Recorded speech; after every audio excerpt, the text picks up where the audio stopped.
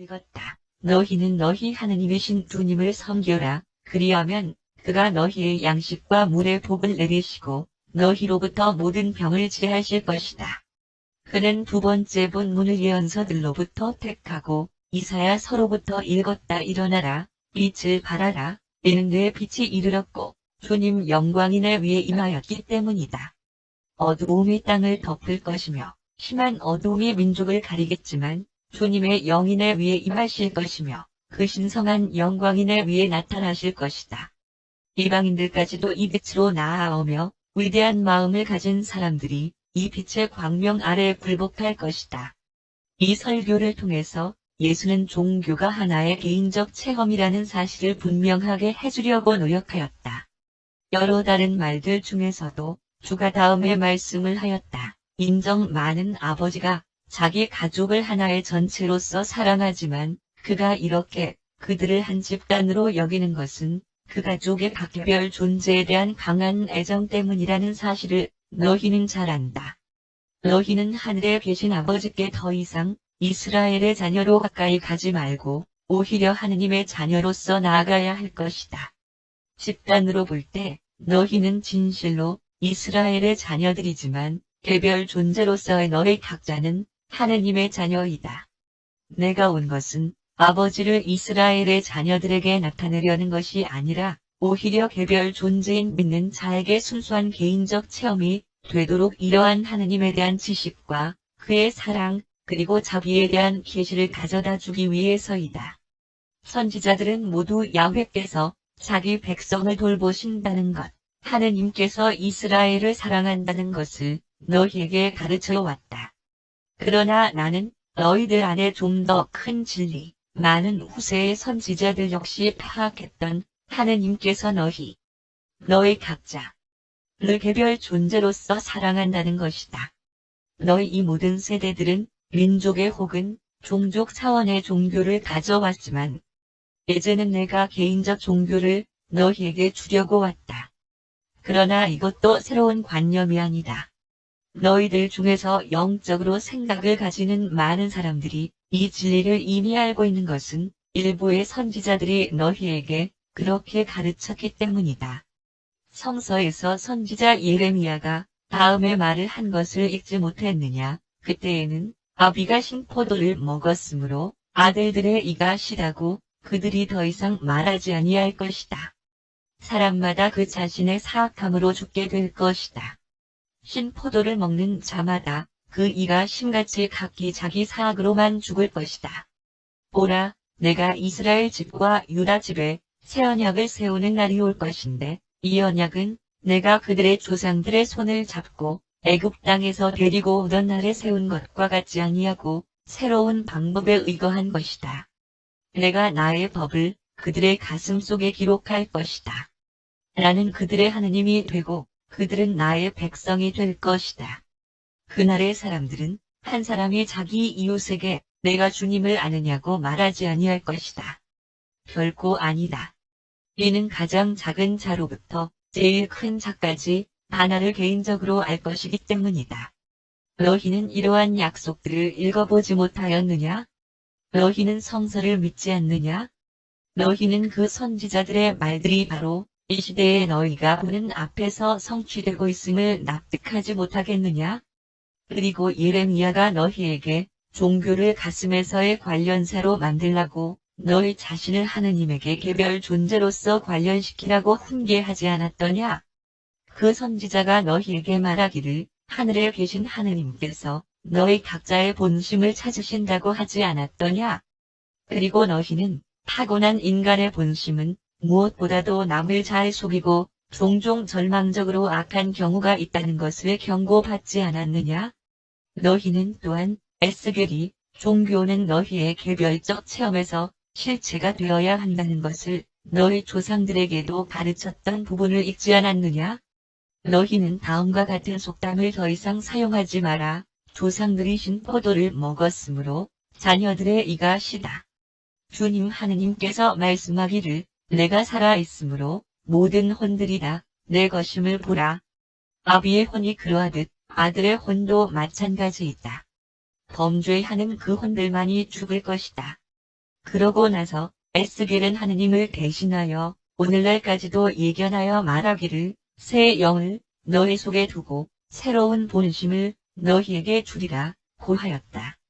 너희는 하느님이 한 개별 존재의 죄로 인하여 민족을 벌주실 것이라고 더 이상 두려워 말며 뿐만 아니라 하늘에 계신 아버지께서 믿음이 깊은 자기 자녀들을 민족의 죄로 인하여 벌하지도 않으시겠지만 하지만 모든 가정의 가족 개개인들은 가족의 오류나 집단적 죄의 물질적인 결과로 흔히 고통을 당하여만 한다. 좀 더 나은 국가 혹은 좀 더 나은 세상에 대한 희망이 개별 존재의 향상과 깨우침에 달려있다는 것을 알지 못하느냐? 그러고 나서 주는 하늘에 계신 아버지는 사람이 이러한 영적 자유를 식별한 후에 이 세상에 있는 자기 자녀들이 낙원 천국으로의 영원한 상승을 시작하게 되기를 바라신다고 말씀하였으며 이 상승의 길은 창조주를 발견하고 하느님을 알고 그처럼 되기를 추구하는 내주하는 영의 신성한 충동에 대한 창조체의 의식적인 반응으로 이루어진다고 하였다. 사도들은 수였다. 증오는 두려움의 그림자이며 복수는 비겁함의 가면이다. 라고 하였던 예수의 설교의 감격적인 결론을 듣고 있던 자들은 단지 가버나움 회당에 있었던 소수의 유대인들 뿐만이 아니었다. 뿐만 아니라 그의 청중들은 사람은 악마의 자녀가 아니라 하느님의 자녀이다. 라는 그의 축복의 말도 잊을 수 없었다. 또 포함되어 있었다. 주로 자신이 신임하는 우주 행정부의 아들들의 오류와 잘못된 행동의 결과로 인하여 고통당하는 이러한 필사자 남녀들과 아이들의 모습이 예수의 인간 가슴에 특별히 와 닿았으며 이 자유로운 창조주 아들이 가진 신성한 자비심을 자극하였다. 그러나 예수는 그가 순전히 물질적인 이적의 기초 위에 영속하는 영적 운동을 절대로 세울 수 없다는 것을 잘 아셨다. 자신의 창조자로서의 특권을 전시하지 않는다는 것이 그의 변함없는 정책이었다. 가나의 사건 이후에 초자연적이거나 기적적인 것이 그의 가르침에 수반되지 않았었다.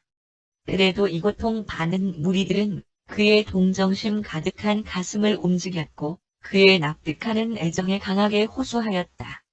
앞마당에서 한 사람이 외쳤다. 주여, 말씀으로 우리를 강건하게 하시고 병을 고치시며 우리의 혼을 구원해 주십시오.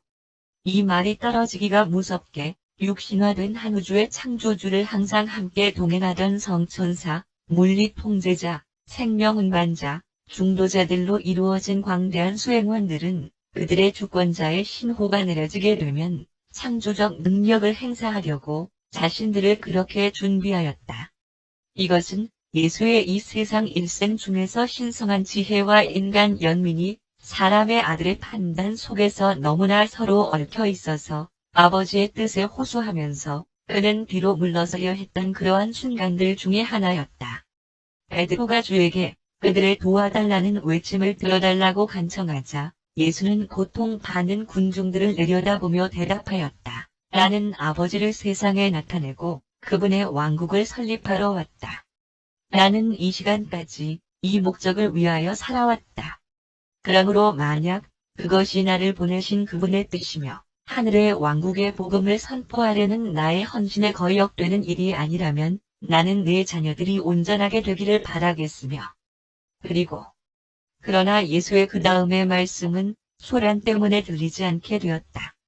예수는 병을 고치는 것에 대한 결정의 책임을 자기 아버지의 판정에 맡겼다. 아버지의 뜻으로부터는 명백하게 아무런 반대도 없었으며 주의 말씀이 채 끝나기도 전에 예수의 개인성 구현된 생각 조절자의 명령 아래에서 일하는 천상의 개인성들이 힘차게 움직였다. 수많은 수행원들이 고통받는 필사자들의 복잡한 군중 속으로 내려왔고 순식간에 683명의 남녀들과 아이들이 모두가 한꺼번에 그들의 모든 육체적인 질병과 다른 물질적인 불편함들이 완전히 치료되었다. 그러한 광경은 이 세상에서는 그날 이전에 전혀 목격된 바가 없었으며 그 후로도 그러하였다. 그리고 이 창조적인 치료의 물결에 참석했던 우리들에게 그것은 진정으로 전율이 넘치는 광경이었다. 그러나 이러한 갑작스럽고 기대하지 않았던 초자연적인 치료 때문에 놀랐던 사람들 중에서 가장 많이 놀란 사람은 바로 예수였다. 그의 인간 관심과 동정심이 그의 앞에 펼쳐있는 고통의 광경에 집중되는 순간 그는 어떤 특정한 조건들과 특정한 환경들 아래에서는 창조주 아들의 창조적 특권들의 시간적 요소에 제한이 불가능하다는 자신의 개인성 구현된 조절자의 경고를 자신의 인간 마음속에서 잠시 잊고 있었다. 예수는 만약 그렇게 하는 것이 자기 아버지의 뜻에 저촉되지만 않는다면 이러한 고통받는 필사자들을 온전하게 해주고 싶었다. 예수의 개인성 구현된 조절자는 그 당시에 그러한 창조 에너지의 행위가 락원 천국 아버지의 뜻을 위반하는 것이 아니라고 즉시 판단하였으며 그래서 그러한 결정으로 병을 고쳐주고 싶어 하는 예수의 표현. 창조적인 행위가 일어났다. 창조주 아들이 원하는 것이었고 그의 아버지의 뜻이 존재하였다. 예수의 나머지 지상 일생에서 그러한 단체적인 육신의 치료가 다시는 일어나지 않았다. 기대했던 대로 가버나움에 하는 것을 깨달았으며 자신이 병자나 고통받는 자들에게 그렇게 많은 시간을 쓰고 그래서 사람들의 가슴 속에 영적 왕국을 설립하려는 자신의 사명은 육체적 일에 대한 사명활동으로 방해될 수 있거나 아니면 적어도 종속되어지는 헌신으로 될 수밖에 없는 처지의 그 커다란 위험을 심사숙고하였다. 그날 밤 동안 예수의 필사자 마음속에서는 이러한 생각들과 비슷한 다른 생각들로 가득 차 있었기 때문에 날이 새기 훨씬 이전인 일요일 새벽에 그가 즐겨 찾아가는 아버지와의 교제의 장소로 혼자서 가셨다. 그날 이른 아침 예수의 기도의 주제는 인간의 고통들 앞에서 자기가 영향을 받아 자신의 인간 동정심과 신성한 자비가 연합하여 영적인 것을 소홀히 하고 육체적 사명활동에 전념하는 일에 자기 시간을 쓰지 않도록 하는 지혜와 판단력을 구하는 것이었다. 그는 병든 자들을 돌보는 일을 전부 소홀히 하고 싶지는 않았지만 또한 영적 가르침과 종교적 훈련이라는 더욱 중요한 일을 해야만 한다는 것을 아셨다. 그러니까 예수가 이 말을 듣고 대답하였다. 안드레아, 땅에서의 나의 사명은 아버지를 계시하는 것이며 나의 메시지는 하늘의 왕국에 대한 선포라는 것을 내가 너희와 다른 사람들에게 가르치지 않았더냐? 너희는 내가 호기심을 만족되게 하고 그리고 표적과 이적을 찾는 자들을 만족시키기 위하여 나의 일을 벌이는 그런 나와 함께 있다면 그렇게 되면 어떻게 되겠느냐? 우리가 이 사람들과 이제까지 여러 달을 함께 있지 않았느냐? 그들이 왕국의 좋은 소식을 들으러 군중으로 모인 것이 아니었더냐? 어째서 지금은 그들은 우리를 괴롭히려고 찾아오고 있단 말이냐? 그것은 그들이 혼의 구원을 위한 영적 진리를 받아들인 결과가 아니라 그들의 육신의 치료 때문이 아니더냐? 이상한 일들이 나타난 것을 보고 우리에게 나올 때 그들 대부분은 진리와 구원을 구하러 온 것이 아니라 자신들의 물질적인 어려움으로부터 해방을 얻기 위하여 그리고 자신들의 육체적인 병의 치유를 추구하려고 온 것이다. 이제까지 나는 가버나움에 있었고 회당에서든지 해변에서든지 들을 수 있는 귀를 가진 자들에게 그리고 진리를 받아들일 수 있는 가슴을 가진 자들에게 왕국의 기쁜 소식을 선포해왔다. 내가 너희와 함께 돌아가서 이러한 호기심 있는 자들의 비위를 맞추고 영적이 아닌 육체적인 일들에 사명활동하게 되는 것은 나의 아버지의 뜻이 아니다. 나는 너희들이 복음을 전파하고 병자들을 돌보도록 임명하였지만 나는 나의 가르침을 제쳐놓고 병을 고치는 일에 전념해서는 결코 안 된다. 안드레아, 아니다. 나는 너와 함께 돌아가지 않겠다. 가서 사람들에게 우리가 그들에게 가르쳤던 것을 믿음으로써 하느님의 자녀가 되어 자신들의 해방을 즐기라고 말하고 갈릴리의 다른 도시들로 떠날 준비를 해라. 거기에는 왕국의 기쁜 소식을 전파할 준비가 이미 무르익었다.